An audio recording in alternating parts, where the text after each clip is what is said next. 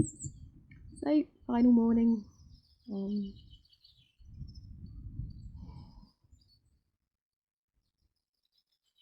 Another very calm, still and sunny day. Hello.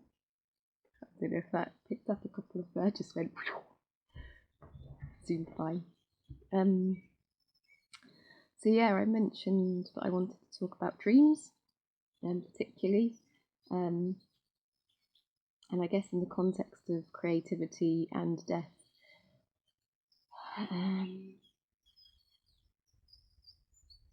So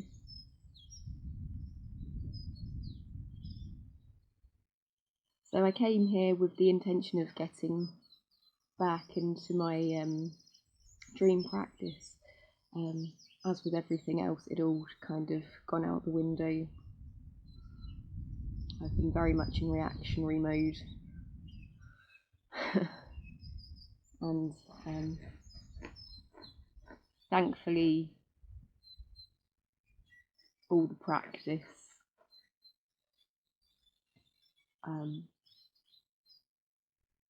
that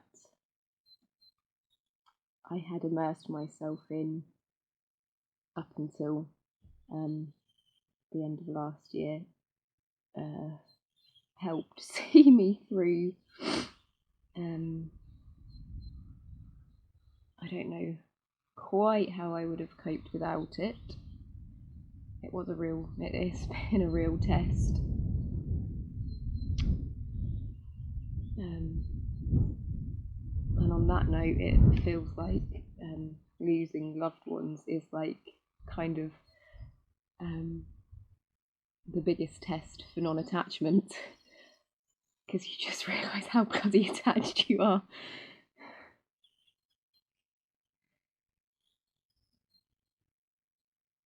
Anyway, dreams. So yeah, going into this space and tapping into creativity and allowing creativity to flow out, I can see it's had a knock-on effect with dream life, and I can really sense that at the moment there is one happy unconscious inside of me, which is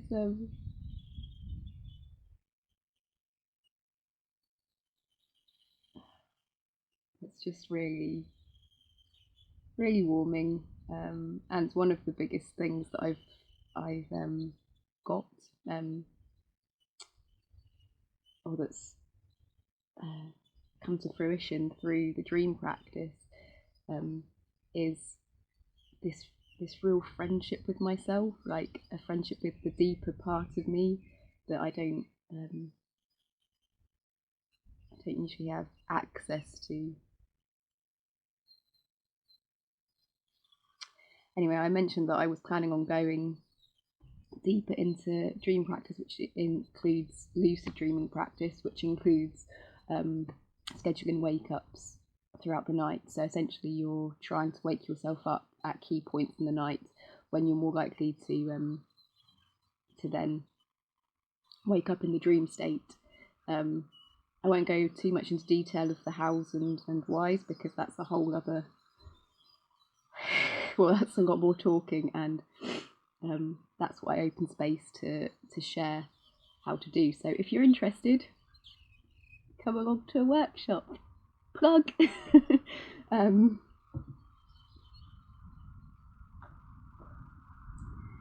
So yes, for the first time in months, I have scheduled in wake ups and no lucidity. Which is just how it goes sometimes. And yeah, a little bit of me is like, oh. But then the amazing thing about scheduling wake ups is that you remember so many more dreams than if you just wake up in the morning and think back. So I've got my dream diary here, and I've just got pages and pages and pages of dreams that have been really revealing and really insightful and really showing me where I am at like, your dreams don't lie. They show you the truth. And yeah, they can talk in a really bizarre, abstract language, but they're talking to us, absolutely. And so on the creative front, and just by tapping into creativity and feeling more empowered in who I am, more comfortable and confident in who I am, I mentioned last night, it's really transformed. So one example is, I was going to catch a flight on this really small plane, and there was another plane and a queue of people waiting to get on, and the guy at the back was like just so unhappy and just yelling at everyone who passed and screaming profanities, and I noticed this, and I was observing him, and I just felt really sad for him, because I could see he was caught up in his own suffering. So I didn't react to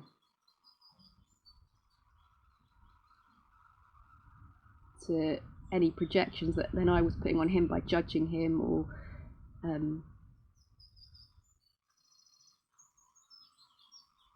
just kind of accepted where he was at, and that he was in this place of suffering, and I felt sad for him. And there was a few dreams like that, and there was more direct engagements as well, where people were kind of projecting themselves onto me, and I was like, oh, okay, I see what's happening here, and I'm not going to respond to this, or I'm not going to react to it. I'm going to respond, and I responded in a way that was just kind, firm, and was true to me and myself, without dishonouring the other person, without being unkind and judgmental. So that's, I don't know, there's just been a sense of peace that's come through that, and just a sense of connection. And again, I'm not saying like, oh, look at me, because I'm going to go back into day-to-day life and it's all going to come up again. Obviously, it's impossible. It's just stuff to work with. But the other thing as well, that another really poignant part of that plane dream actually that happened last night was, well, the plane was really bizarre. There were no windows, and I was just going through trying to find a window seat, and there was no windows, and it was like there was loads of different rooms. And then I was wondering, well, like at the front of the plane, it was just another room with no windows. And I was like, well, where are the pilots? Where are the pilots going to be? And I walked back, and the pilots were buckling up in one of the middle rooms, and I was like, what? No, this is not safe. And then I was just like, I have no control over the situation, and just kind of trusted that it would be okay, that they knew what they were doing. And then a little bit further on in the dream, 3 of my premolars, which were kind of fused together, but it was 3 of them, kind of became loose, and I was like, I was in my mouth, and I pulled them out. And normally, like, losing teeth is a classic dream. Normally it would be anxiety. I'd be like, oh my god, what's happening, and just completely lose myself in that, the dread of that situation, of your teeth falling out and stuff. But I was just so, I mean, there was an initial kind of shock at what had happened, but then I was just so mesmerised by these teeth, and I was looking really closely at them and looking at all the details, and they were just fascinating. And I felt the gap, which I was kind of accepting that I had this kind of massive gap in my mouth, and I felt that, and I noticed there was a little tooth coming through, and I was like, oh, I didn't realise I still had teeth to come through. Things are still growing. And yeah, it's just the feeling of that. I've just felt so at peace, which is so contrary to how I normally feel when I lose teeth in dreams. So it's just, I've just noticed those differences. And yeah, just that I'm in general in the dream state. There have been like moments of sort of anxiety, but very quickly I've become calm and accepting. And I think just at having this space to stop and be, and listening inwards has just allowed that space, and it's had this knock-on effect internally, which is being reflected through the dreams. And yeah, dreams and death. So that's the other thing I kind of wanted to mention. So when I first arrived here, the dreams I've been having, well, let's go back further than that. So Steve got ill. He was ill for a few weeks, and it was a very, very drastic decline suddenly. It was totally unexpected, his illness. He was only 6.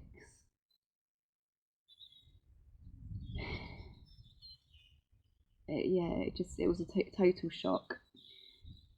And the vets got to the point where they said there's nothing more they can do. And I didn't accept that.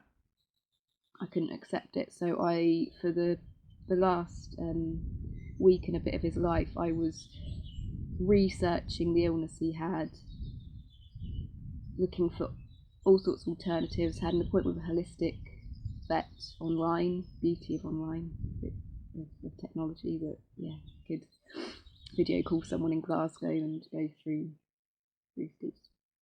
Anyway, basically I was relentlessly looking for something that would help him morning, noon and night, and then while I wasn't doing that, I was just being with him, caring for him, and it was exhausting. And I totally, during that time, I stopped remembering my dreams, which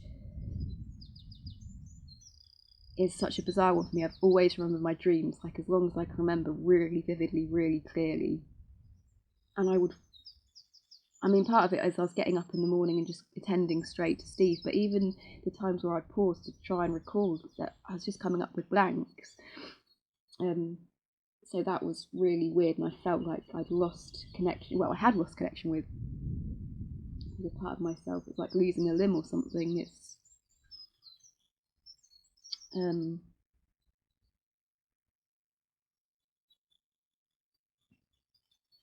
so that happened, and then Steve died, and a few days after his death, I remembered the first dream. And I won't go into it here, but it was an interesting one to do with cats.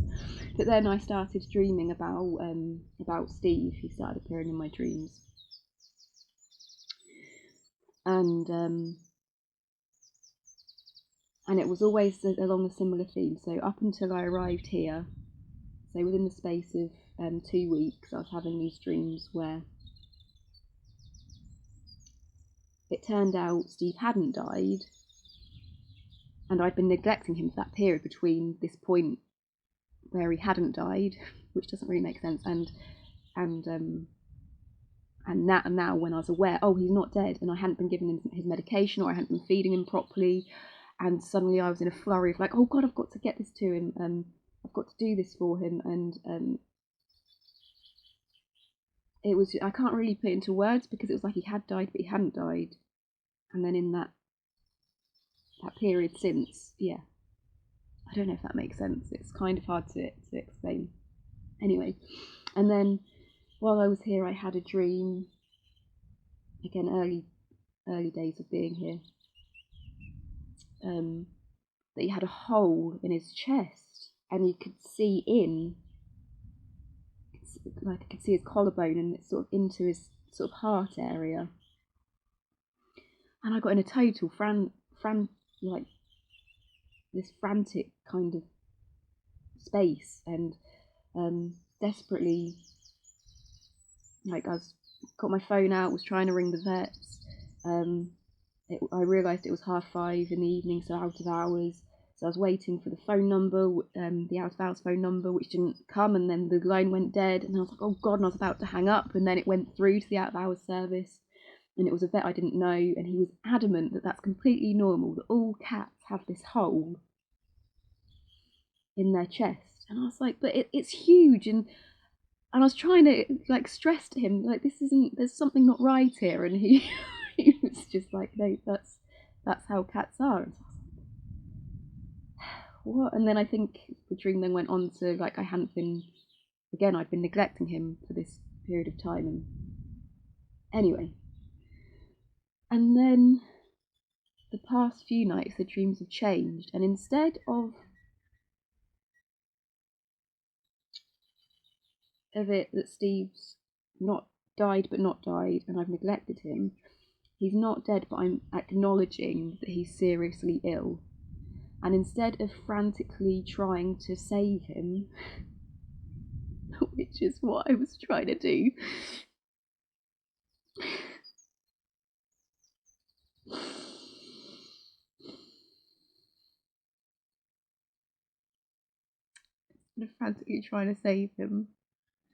um, I'm just making him comfortable. I'm just I'm noticing that he's got so thin and he has no energy, and I'm creating a space for him so that he can be as comfortable as possible.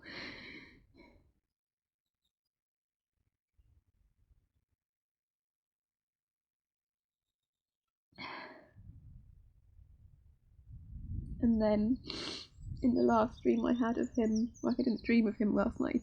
He didn't turn up in my dreams, which kind of makes me think, like, not that he's not going to turn up again, but that I've processed whatever was needing processed through this space. I mean, I'll find out in tonight and in future nights if that is actually the case. Anyway, the night before last, I had a dream where actually a tabby cat turned up at the door here, meowing away, and I felt a bit reluctant to let him in, but I let him in. And the spirit of Steve was about, and I was like, how's Steve gonna find this? And he was really okay with it, and they were kind of curious about each other. And then I was outside the building looking in, and there was the spirit of Steve and actual Steve, and they were sort of playing together. And then the final part of the dream. Oh, that's right. When I let the tabby cat in, he came onto my blanket and onto my lap, and it's a blanket that Steve really liked. And I closed my eyes and I was stroking him, trying to imagine that he was Steve and not this other cat who I don't know. And he felt so different. He was quite like an obese cat. So I could just sense, oh, this isn't working, it's not Steve. So there was that happened as well earlier on in the dream. Anyway, the final part of the dream, and I'm in the bedroom, sitting on the bed with Steve, and I can feel how thin he is, and it transforms to him, his dead body, really stiff, like the rigor mortis is setting, and I'm just holding him, stroking him, and and it kind of, when I'm talking about it might maybe sound a bit morbid, but in the dream I was so at peace. I was just so present with him and kind of accepting that he was dead, but also comforted.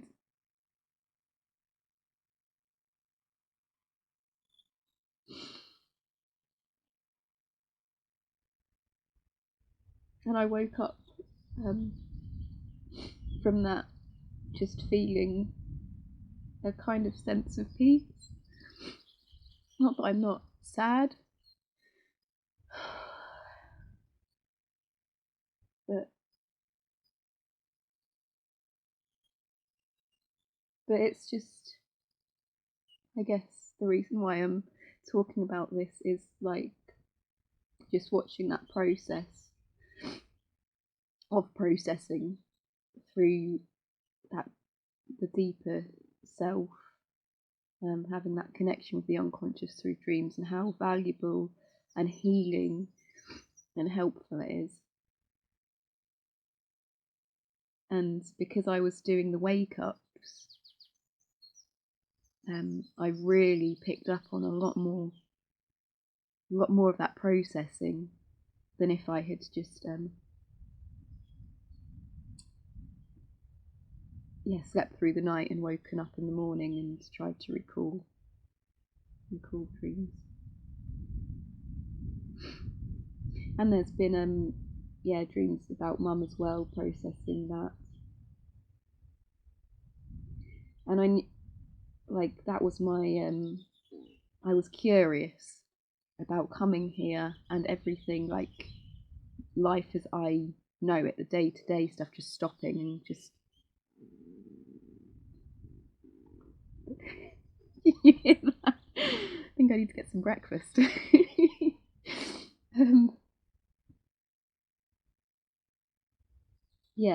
Life as I know it's stopping, and just seeing what was going to come up in that and having that space. I was curious, so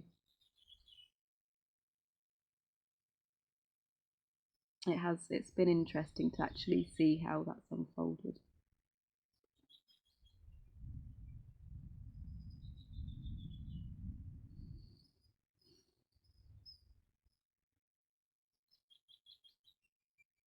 So that's a little insight into some aspects of dream work and relationship with dreams. And like I say, I didn't achieve lucidity over the past few nights.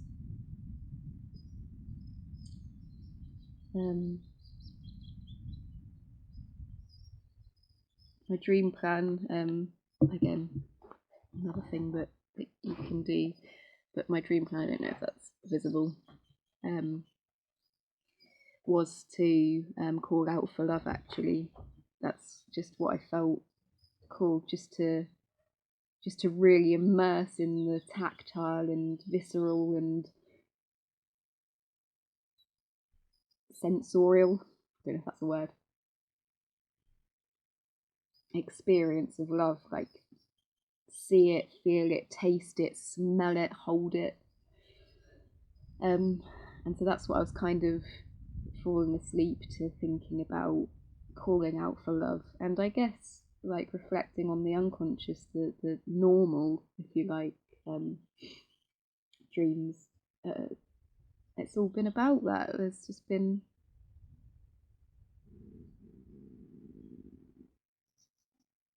really need to get some breakfast. Yeah.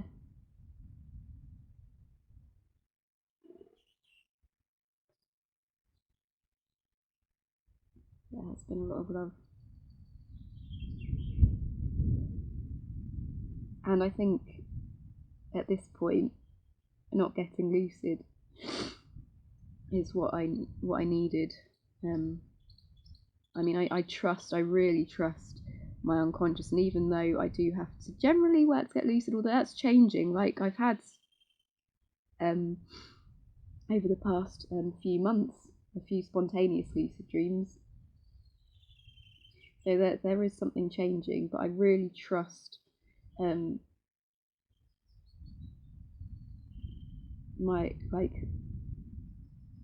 unconscious for showing me what it is I need to see. And if at this point I just need to watch these dreams playing out without that awareness that I'm dreaming, then I'm down with that. And and just reflecting on all these dreams that I've recalled, I think that they're showing me what I need to see and telling me what I need to know. So I'm really grateful for that. And it's nice to have that friendship going on with my dreamer. Anyway.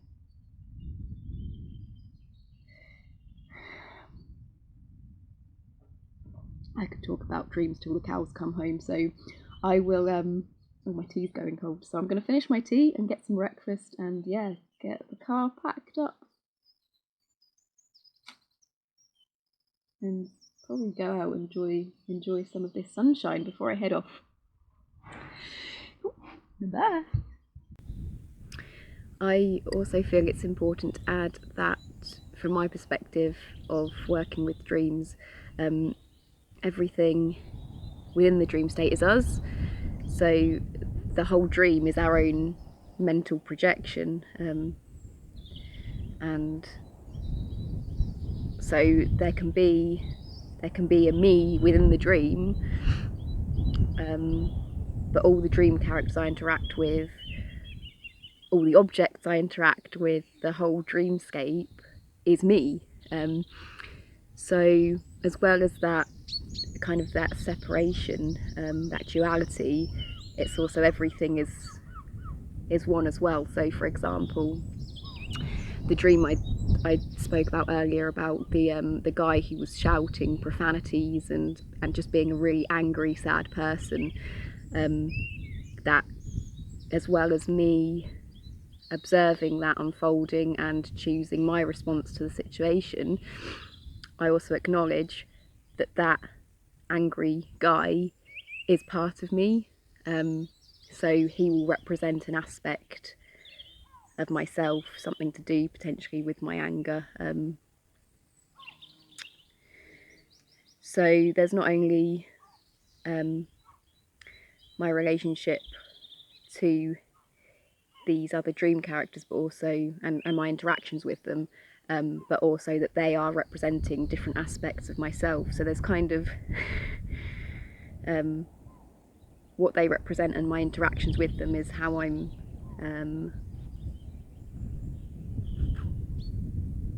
acknowledging those parts of myself, and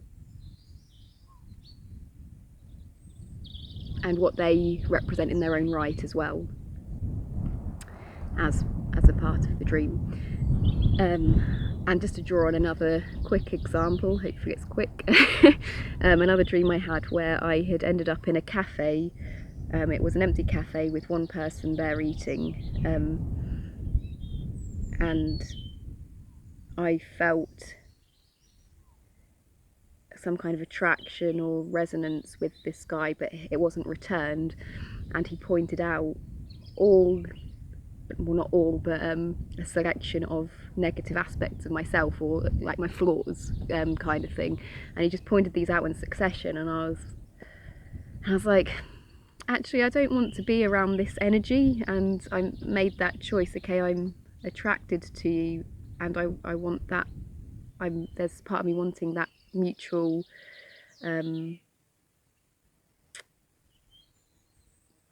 feeling to be returned, but yeah, I'm a human, I'm flawed, I've got these flaws, but there's also these other aspects of myself. And again, it was kind of an empowering thing, because I chose then not to sit down and eat with this guy. I actually stood up and scoffed the food down, and one of the things that he pointed out to me was like was my eating habits, which in in real life, that's something, I am a very fast eater and I do scoff, which has been pointed out to me. So it's quite funny that came up in the dream, but I was like, I was fine with that. I was fine with the other things he pointed out. I was like, well, yep, they are my flaws, but that's not me as a whole person. And so I chose to disengage from that interaction and remove myself from the situation. And actually afterwards I ended up stepping out in the rain, and I was wearing a really like flimsy dress, and I had a towel on me, and that was it. And I started off like being like, oh no, I need an umbrella, couldn't get hold of an umbrella, and like, oh actually this is wonderful, and just really embracing the rain, and how refreshing it is, and again, it was so liberating. So that whole interaction with this guy, going out and just feeling liberated, and then he appeared later on in the dream. He'd been like tracking me down because he was worried about me getting soaked and hypothermic, and he wanted to offer me his jacket. And so it was like when I was in a state of need, he was there to kind of protect me, but at the same time he wasn't accepting me for who I was as a whole person. And so I just realised, I appreciate that, but I don't need your help. And it was, again, it was so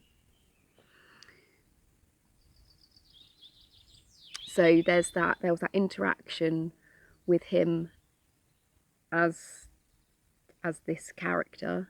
There's also, that represents a part of myself, so the part of myself that holds these judgments around my, what would be labelled as my flaws, like the things that just make me human like anyone else, like and yeah, perhaps my changing relationship with that, and just the fact that I was for the duration of the residency, I was in a really content place, and I was really feeling into who I was as a person and going with the flow. And so yeah, again, there's a reflection there of waking life into the dream world.